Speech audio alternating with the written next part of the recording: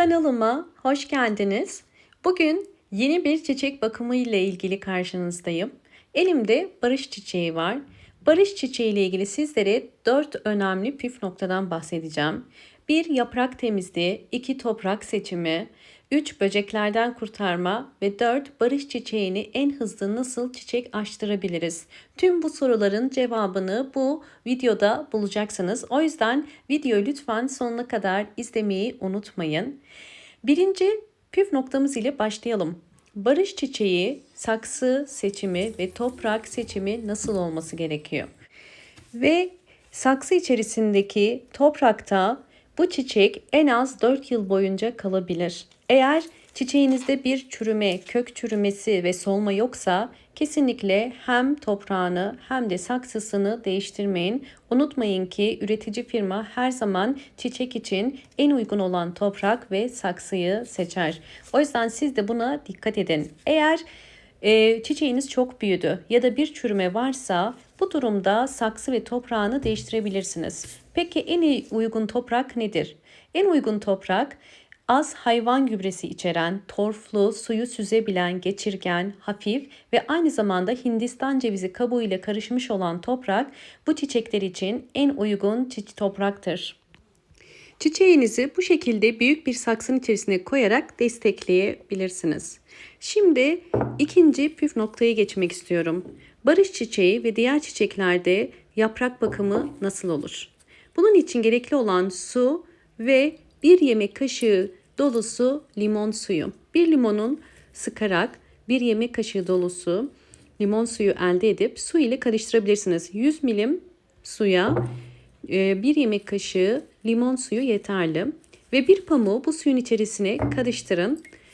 İyice batırdıktan sonra bu pamuk ile çiçeğinizi hem üstten hem de alttan tüm yapraklarını silin. Bu işlem ne işe yarar? 1. Eğer çiçeklerinizde bir böceklenme, bitlenme ya da farklı bir hastalık varsa bu onu dezenfekte edecektir. Hem yaprakları alttan hem de üstten bu temizleme yöntemiyle kontrol ederek böcek ve diğer hastalıklardan korumuş oluruz. Genelde salon çiçeklerinde bitlenme çok fazla olmakta. Özellikle salon çiçeklerinde çok fazla gübre ya da çok fazla sulama sonucu yapraklarda hastalıklar oluşabiliyor ve genelde yaprak altlarında oluşur. Bizler de bu tarz problemlerle karşılaşmamak için yaprakları bu şekilde limonlu su ile düzenli olarak siliyoruz. Ve özellikle salon çiçeklerinizin daha canlı, daha parlak yapraklara sahip olması için bu yöntemi mutlaka deneyin. Böylelikle evdeki tüm çiçekleriniz daha sağlıklı yapraklara sahip olacaklar. Hem de renkleri daha parlak ve güzel gözükecektir. Şimdi tüm yapraklara bu işlemi uyguluyorum. Tüm yapraklarını sildim çiçeğim artık daha sağlıklı. Limon suyunun antioksidan özelliği sayesinde bunu kullanmış olduk. Ve gördüğünüz üzere çiçeğimin yaprakları daha parlak ve daha canlı gözüküyor. Bu işlemi özellikle ayda bir kere uygulamanızı tavsiye ederim. Bu işlemi sadece barış çiçeği için değil, evdeki bütün salon çiçekleriniz, büyük yapraklı, yeşil yapraklı tüm salon çiçekleri için uygulayabilirsiniz. Şimdi üçüncü püf noktaya geçmek istiyorum. Üçüncü püf nokta için elimde bir elma var.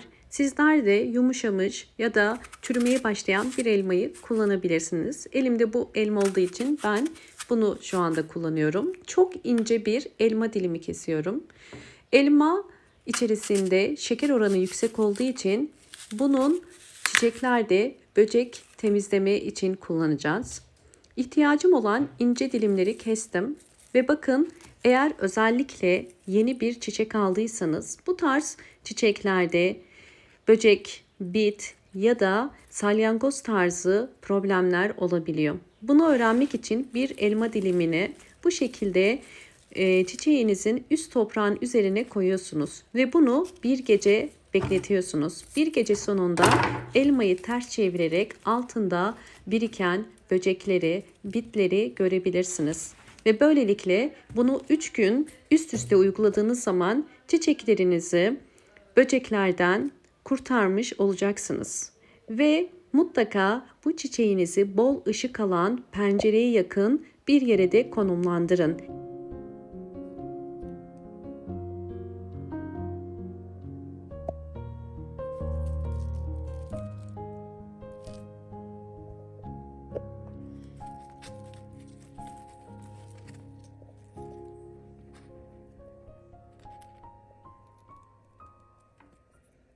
Bir gece toprak üzerinde beklettiğim elma dilimi üzerinde biriken salyangozları görüyorsunuz. Yeni alınan çiçeklerde bu çok sık görünüyor.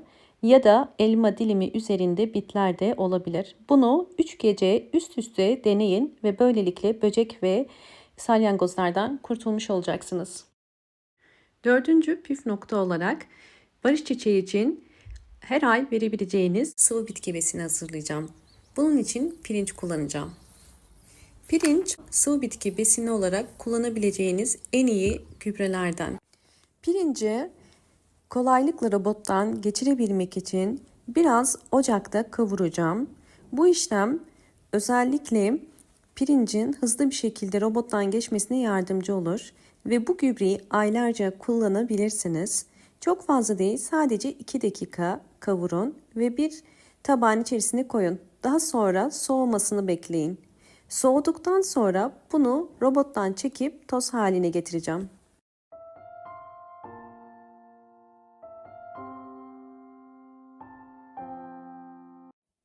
Soğuyan pirinci robotun içerisine koyup bunu toz haline getireceğim.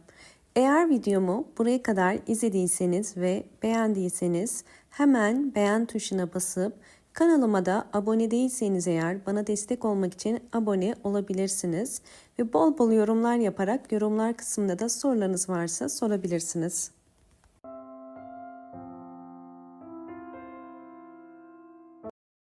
Pirinci toz haline getirdim. Şimdi bunu bir küçük şişenin içerisine koyuyorum.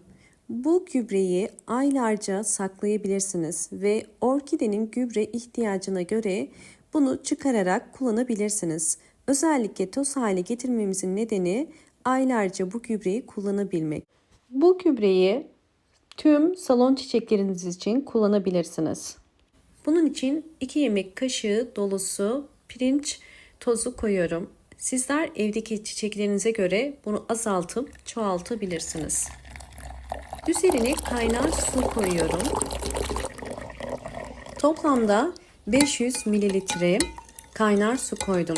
Biraz bu şekilde karıştırıyorum ve bu gübrenin soğumasını bekleyeceğiz.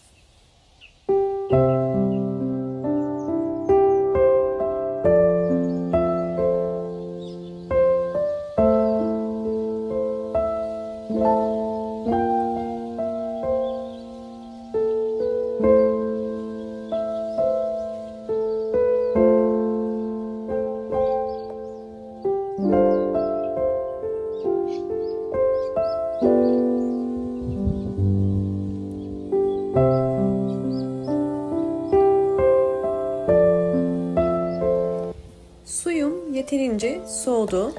Üzerine arıtma suyu koyuyorum. Toplamda 1 litreye tamamlıyorum. 500 mililitre pirinç suyu, 500 mililitre de arıtma suyu koydum. Biraz karıştırıyorum. İçerisinde posası olduğu için bunu mutlaka süzmemiz gerekiyor.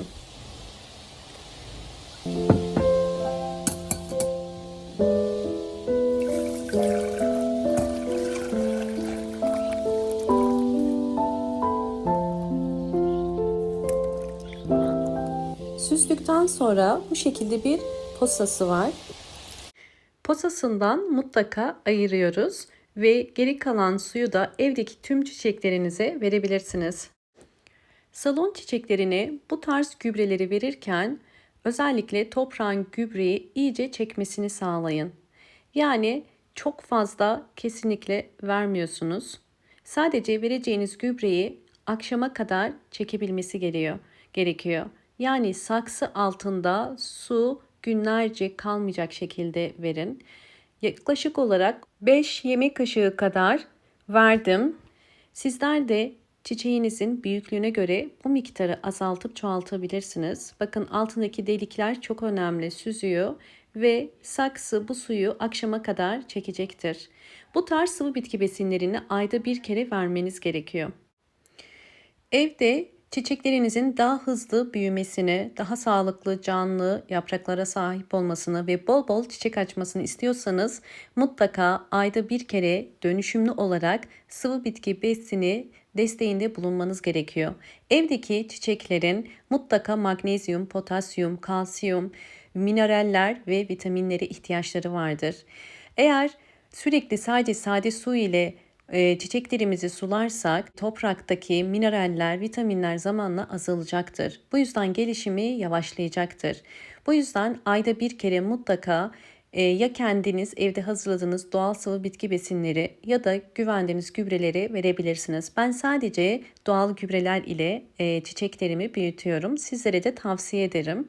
Ve özellikle bakın bu barış çiçeğimi de göstermek istiyorum. Bu da benim diğer bir barış çiçeğim. Bu anlattığım püf noktalara dikkat ederseniz hem bu şekilde hızlı büyüyor, bol sağlıklı yapraklara sahip oluyor, hem de bol bol çiçek açmış oluyor. Yılda birkaç kere bu bakım ile mutlaka barış çiçeğiniz çiçek açacaktır.